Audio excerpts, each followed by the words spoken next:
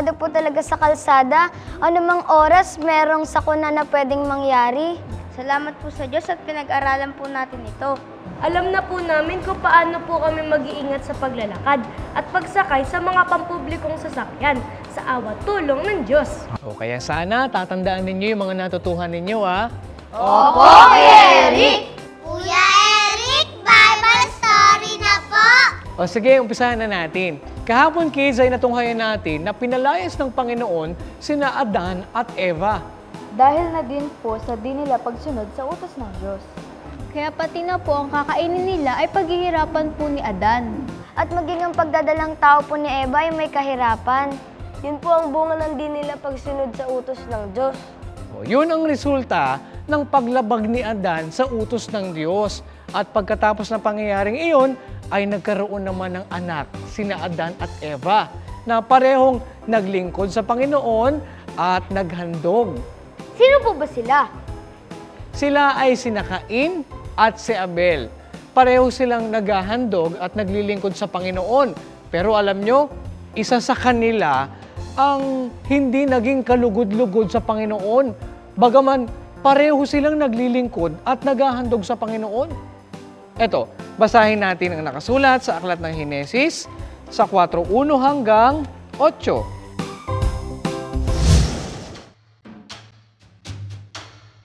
At nakilala ng lalaki si Eva na kanyang asawa. At siya'y naglihi at ipinanganak si Cain. At sinabi, Nagkaanak ako ng lalaki sa tulong ng Panginoon. at sa muli ay ipinanganak ang kanyang kapatid na si Abel. At si Abel ay tagapag-alaga ng mga tupa. Datapwat si Cain ay mangbubukid ng lupa. At nangyari, nang lumalakad ang panahon, ay nagdala si Cain ng isang handog na mga bunga ng lupa sa Panginoon. At nagdala rin naman si Abel ng mga panganay ng kanyang kawan at ng mga taba ng mga yaon.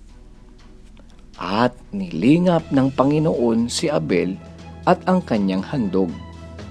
Datapwat hindi nilingap si Cain at ang kanyang handog. At nag-init na mainam si Cain at namanglaw ang kanyang mukha. At sinabi ng Panginoon kay Cain, "Bakit ka nag-init? At bakit namanglaw ang iyong mukha? Kung ikaw ay gumawa ng mabuti, hindi ba ikaw mamarapatin? At kung hindi ka gumawa ng mabuti, ay nahahandusay ang kasalanan sa pintuan, at sa iyo'y pahihinuhod ang kanyang nasa, at ikaw ang papanginoonin niya." At yaoy sinabi ni Cain sa kanyang kapatid na kay Abel. At nangyari, nang sila'y nasa parang, ay nagtindig si Cain laban kay Abel na kanyang kapatid. At siya'y kaniyang pinatay. Naku, hindi po pala lahat ng naglilingkod at naghahandog sa Panginoon ay kinalulugdan niya. Gaya po ng paghahandog ni Cain. Pero bakit po ba hindi tinanggap ng Panginoon ang paghahandog na ginawa ni Cain? Pero kung tutusin po, naghirap po siya sa ginawa niyang paghahandog. Hindi kasi mabuti ang paggawa ni Cain. Hindi siya kagaya ni Abel na mabuti sa paningin ng Panginoon. Kaya hindi naging kalugod-lugod ang ginawang paghahandog ni Cain. Eto, basahin natin ang nakasulat sa unang Juan sa 3 at 12.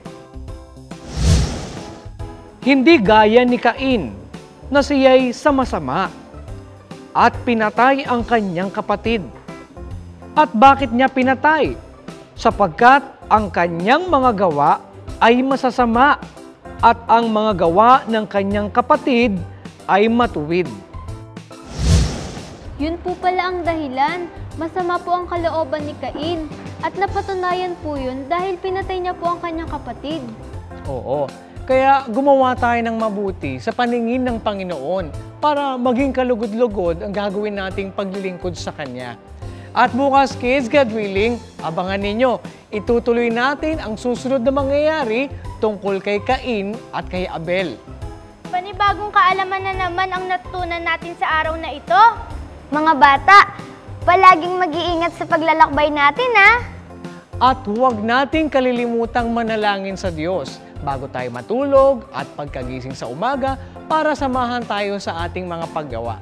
Basahin natin ang nakasulat sa Aklat ng Awit na sa 55:17, 119 at 62. Sa hapon at sa umaga at sa katanghaliang tapat, ako'y dadaing at hihibik at kanyang didinggin ang aking tinig.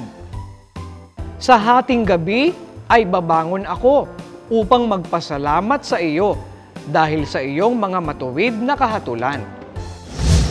Mahilig ba kayo maglaro sa cellphone o sa computer? Ang mag-internet. Alam nyo ba na maaring makasama sa atin ito kung hindi tayo mag-iingat sa paggamit nito?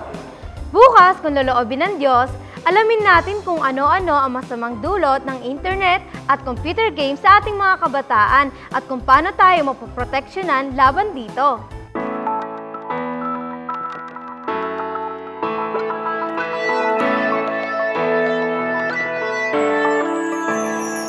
Karunungan may pangulong bagay, kaya't kunin mo ang unawa at kaalaman sa muling pagbubukas nitong paaralan. Halina't magbalik eskwela ng may kagalakan.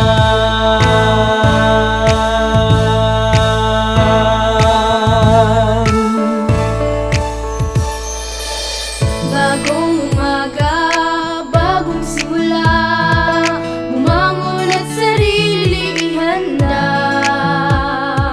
Mga kagamitan, kinakailangan sa pagbabalik paaralan. Kaklase at kalaro, mga kaibigan, maligayang kayo'y masilayan.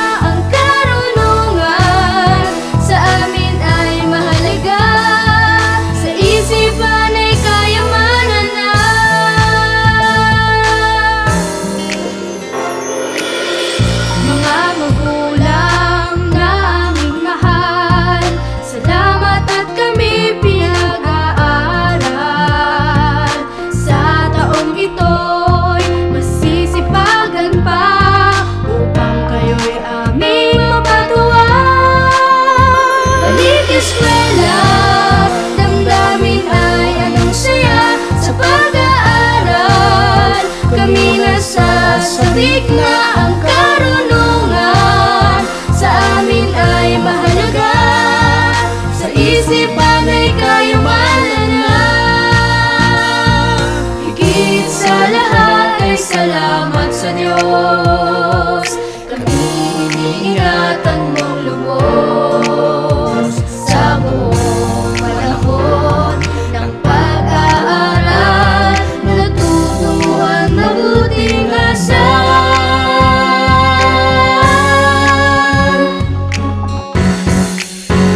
Balik eskwela, damdamin ay anong saya sa pag-aaral. Kami nasasabik na ang karunungan, sa amin ay mahalaga, sa isipan ay kayamanan na. Balik eskwela, damdamin ay anong saya sa pag-aaral. Kami nasasabik na ang karunungan, sa amin ay mahalaga, sa isipan ay kayamanan na. Sa isipan ay kayamanan na. Sa isipan ay kayamanan na.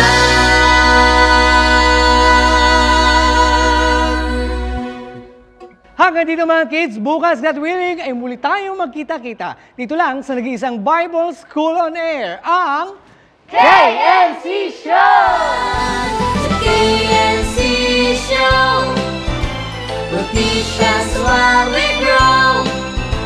Sa tulong ng ating Diyos Ama, isipan ay magliliwanag. The KNC Show, noticias while we grow. Sa tulong ng ating Diyos Ama,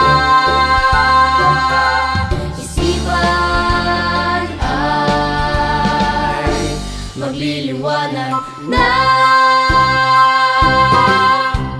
Happy birthday, Bella!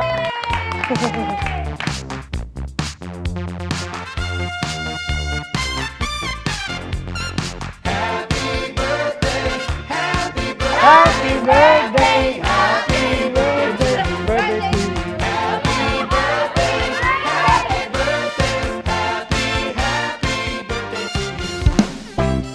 Pagtawid po, titingin po sa kaliwa.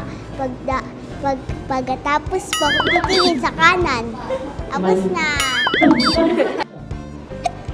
Opo, kaya po. Kaya ngayong hapon, face mask na gagawin natin. Face mask. If you're happy